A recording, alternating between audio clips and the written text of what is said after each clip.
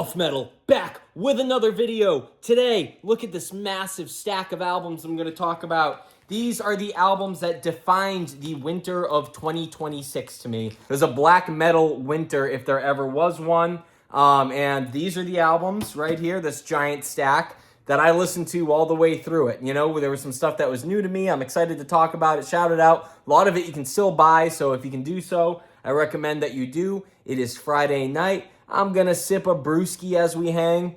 Ice cold, nice long day of work. It was good, but I am very down to chilling and talking about black metal. So, first up, let's get right into it. You saw him, Moonblood with The Winter Falls Over the Land. This was one of my favorite albums that I discovered this year. I was new to Moonblood, man.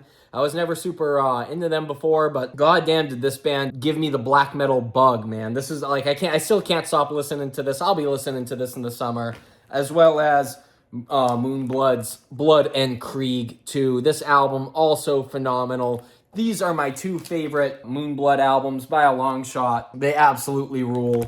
So if you haven't checked out Moonblood, certainly go check out those. True Iron Will, Spirit of Steel. God damn, man. I've talked about this album a lot on this channel, man, and for good reason. It's so good. This is the perfect album to be sipping brewskis to on a Friday night. Ice cold. Yeah, man, this album rules. It's almost like, I don't want to say like danceable black metal, but man, this is the shit that gets you in a good mood, gets your head bobbing. It rocks. It's almost like, what do they describe it as? Graveland, GBK, and Judas Priest. I kind of agree. I think that's a pretty good descriptor. So, True Iron Will, if you haven't checked out Spirit of Steel, go check that out. Here we go. Next up, Behexen's Beyond the Four Gate. I talked about this album a lot on this channel as well. This is 4 demos put out by Werewolf Records. Absolutely awesome, man. And my favorite is side B. It's got The Queen of Blood and Lust, The Land of the Trolls, which is definitely one of my favorite Behexen songs. And yeah, it's just really good, man. It's got a bunch of demos too from Ritual Satani on side, what is it, D or C? Yeah, this is all I really, I haven't listened to the debut albums much from Behexen, but I've been listening to this a ton through the winter, and god damn, dude, did I absolutely love this thing. So if you haven't checked out Behexen's Beyond the Four Gates, it's everything you want. Raw, lo-fi, classic. It's just so good, and I'm surprised more people don't talk about this band because it absolutely rules, and it was absolutely a huge part of my winter this year. Next up, we got to talk about the man, Goat Moon. Yes, man, did I fall, kind of re-fall in love with this album this year. And there was also the first version that was pressed also by Werewolf Records. This thing is absolutely awesome, man. Super cool that now both versions are on vinyl. You can get Death Before Dishonor either which way, and they're both freaking awesome, man. It's an absolutely classic black metal album that I had a blast too, man. This is super like punky and stuff too. It's a lot of fun to listen to. That's my favorite thing about Goat Moon, man. That's fun black metal.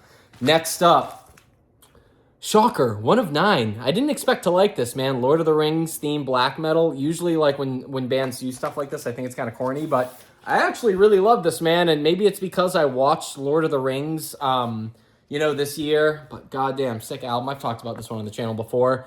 Yeah, man, this was really, really cool black metal. It's kind of symphonic and stuff, and normally I don't dig this kind of stuff, but I really just was loving Lord of the Rings this winter too. Goes into the whole thing, so it just fit the vibe, and I really enjoyed it, so I ended up picking it up. Next, the album that has become debatably my favorite black metal project, because it's not like technically an album, it's a compilation, but I don't think there's any better black metal project than this, man. It's all heat. If you've never listened to We Are the Worms That Crawl on the Broken Wings of an Angel by Satanic Warmaster, man, that is a mouthful. But I'm getting it down because I say it so much, because I love it so much. Dude, just Satan's Race, Hold On to Your Dreams. Dude, there's so many good songs on here. It's like one of those ones, it's like, yeah, I could just name every tune. But, man, 10 out of 10 album, and it was a very cool thing to find. I discogs this because I remember when it came out and I missed it. And I was always like, oh, they'll do a repress of that, and kind of forgot about it. And then it was years. It never came. The repress never happened. But I discogs it, found this version, and was stoked to get it finally because I throw it on still constantly. This is one of the best, like I said, if not my favorite black metal project of all time. And leave it to Satanic Warmaster, man. He's honestly all the coolest. And that album cover, dude, it hits. That's why I got the shirt, too. It's just so cool.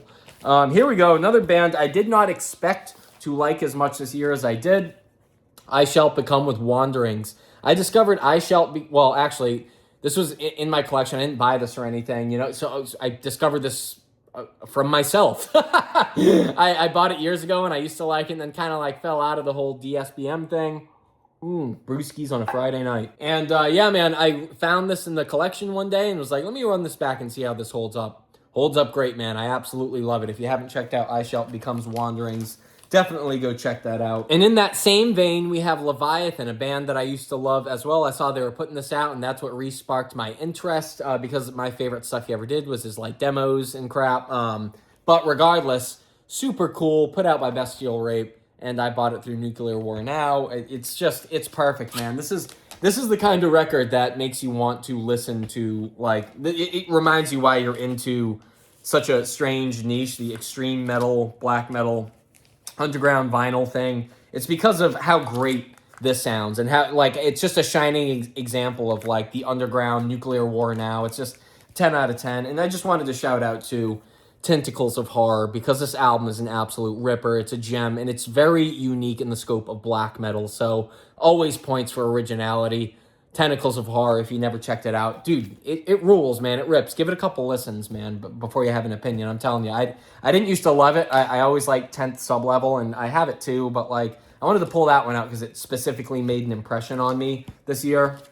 Next up, we are going with Sargeist, another band I did not always like. Let the Devil In is probably my favorite album by them.